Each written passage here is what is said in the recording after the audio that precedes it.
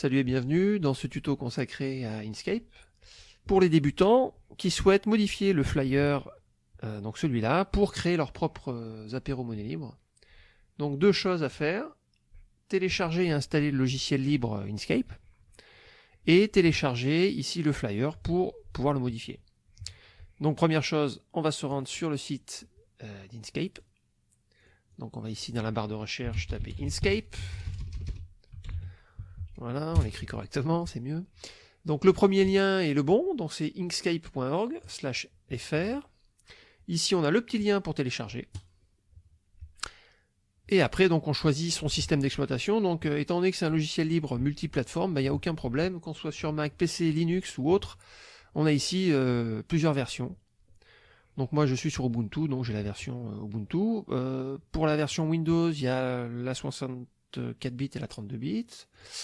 Pour Mac, je crois pas qu'il y ait la version 0.92.3, non, ça c'est la dernière version. Et puis pour Ubuntu, on peut télécharger ici le paquet, ou alors cliquer là-dessus, logiciel Ubuntu, taper ici dans la barre de recherche Inkscape, valider, et puis installer notre Inkscape. Donc je vais peut-être un peu vite là-dessus. Si vous avez des questions, n'hésitez pas à en poser. Après, nous allons aller sur le site d'Axiom, donc Axiom Team. Donc c'est un collectif pour la promotion de la monnaie libre, donc le JUN.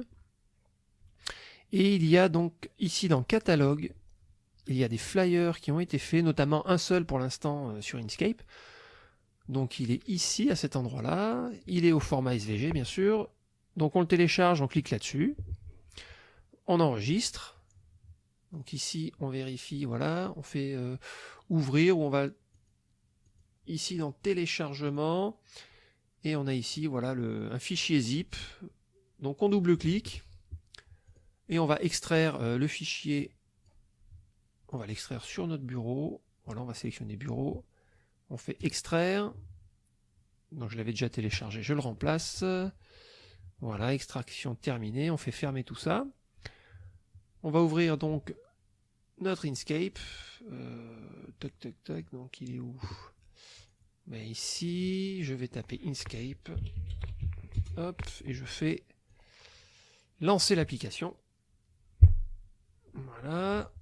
Je fais fichier, ouvrir, et je vais bien sûr sur mon bureau. Je sélectionne mon fichier SVG et je fais ouvrir. On peut modifier le texte. Mais vous voyez, on peut sélectionner donc tous les objets. Ça peut être un peu gênant. Pour cela, on va bloquer les objets qu'on ne souhaite pas modifier. Donc on va dans Calque. On fait apparaître la fenêtre des calques. On va verrouiller le fond, people et logo collectif, et on va laisser ici, voilà, là on a les textes que l'on souhaite modifier. Donc quand on ouvre tout de suite le document, on voit ici que ça colle un peu. C'est parce que la police utilisée pour faire ce flyer, elle n'est pas dans notre système, en tout cas elle n'est pas dans le mien. Donc pour la modifier, c'est très facile, on va sélectionner ici la flèche noire, on va faire un rectangle de sélection. Donc pour cela, je clique, je glisse. Voilà, je fais un rectangle de sélection, comme ça j'ai sélectionné tous mes textes. Je vais cliquer ici sur créer et éditer des objets de texte. Et maintenant, je clique sur la flèche et je vais choisir donc dans mon système ici une police qui convient. Moi je vais prendre la Nimbus ici. Alors si vous ne l'avez pas, vous en choisissez une autre.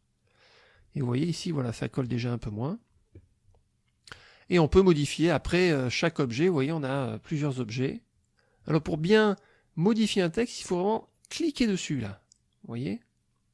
Voir que si on clique deux fois, automatiquement, on rentre et on a l'outil texte qui est sélectionné.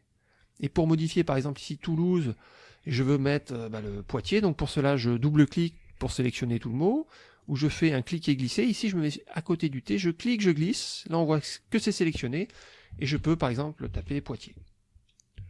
Alors, ouais, en majuscule, pourquoi pas. Alors, hop, voilà, je sélectionne ici Poitiers. Ouais, c'est peut-être un peu gros. Ouais, c'est pas grave. Si je souhaite mettre Poitiers ici en bold, je sélectionne bold. Je peux également choisir de centrer ou de l'aligner à droite. Bon, centrer, c'était pas mal. Oula. Alors, pour annuler, je fais CTRL Z, où on peut cliquer ici sur cette petite flèche. Hop, hop, voilà. Donc je peux déplacer avec toujours la flèche noire, je clique ici sur Poitiers, je clique, je glisse, et je peux venir comme ça, disposer correctement le mot. Également ici, mardi 6 février, si je souhaite rajouter la date, pas de problème. Je sélectionne une première fois, je clique une deuxième fois, ou double-clic, assez rapide, pardon. Je me mets à côté, ici, je espace, je vais taper 2019. Là, on voit que je sors du cadre, donc je vais peut-être réduire un petit peu la taille de ce texte. Donc je sélectionne tout, et je vais ici, au lieu de 44, je vais mettre à 36 par exemple. Voilà, c'est plus petit, c'est pas mal. Peut-être séparer ici avec un petit tiret. Alors une petite chose, c'est qu'on ne voit pas ici la délimitation de ma zone. Là, on a la taille de notre document. Alors là, c'est un peu dommage. Peut-être qu'on le rajoutera sur les autres fichiers en téléchargement. Mais on va rajouter ici un petit calque que je vais appeler cadre. Alors, pas en majuscule, cadre, voilà. Je vais masquer le fond. Je vais utiliser ici l'outil créer des rectangles et des carrés. Activer le magnétisme par rapport à la page. Et faire un petit carré ici. Vous voyez, dès que je me mets dans le coin, il y a une petite information qui m'indique que je suis bien au coin de la page. Je clique, je glisse jusqu'à l'autre. À ce moment-là, je vais supprimer le fond et je vais mettre un petit contour rouge. Donc pour mettre un contour rouge, on appuie sur Shift. Vous voyez la touche Shift ici, clac. Et on clique sur le rouge. Là, on a un contour, c'est marqué ici, avec une épaisseur de 0,1. Sur le 0,1, je fais un clic droit et je vais passer à une épaisseur de 1 mm. Voilà, pour bien qu'on le voit. À ce moment-là, c'est quand même plus lisible. On va faire réapparaître le fond, et voilà. Comme ça, maintenant, on a bien notre zone de délimitation. On a aussi également des informations sur la longueur et la hauteur de notre flyer. Donc là, ça fait 318 mm sur 167 mm. Voilà.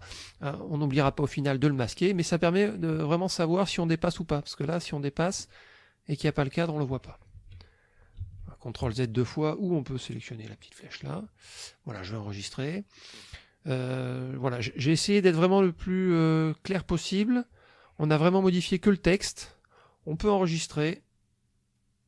On peut exporter ce document donc à destination de l'impression. Donc pour cela, on va générer un fichier PDF. Donc on va faire fichier, enregistrer sous. On va choisir ici non pas le fichier SVG, mais le format PDF. Alors le format PDF qui est où? Est-ce qu'il y est là? Voilà, il est ici. Voilà, et on fait tout simplement save ou enregistrer. Font incorporé, où on peut convertir le texte en chemin. On va faire font incorporé, c'est pas mal. On peut choisir ici la résolution. Donc si c'est pour destiner à l'impression sur des imprimantes classiques, on va mettre 150 points par pouce. Si c'est destiné à l'impression chez un imprimeur, on peut passer à 300. Une fois que c'est fait, on fait OK. Et notre document est enregistré donc sur notre bureau. Voilà pour cette petite introduction à l'utilisation donc de ce flyer. N'hésitez pas à laisser des commentaires si vous, ou des questions. Voilà, je vous remercie d'avoir suivi ce tuto et je vous dis à bientôt pour de nouveaux tutos.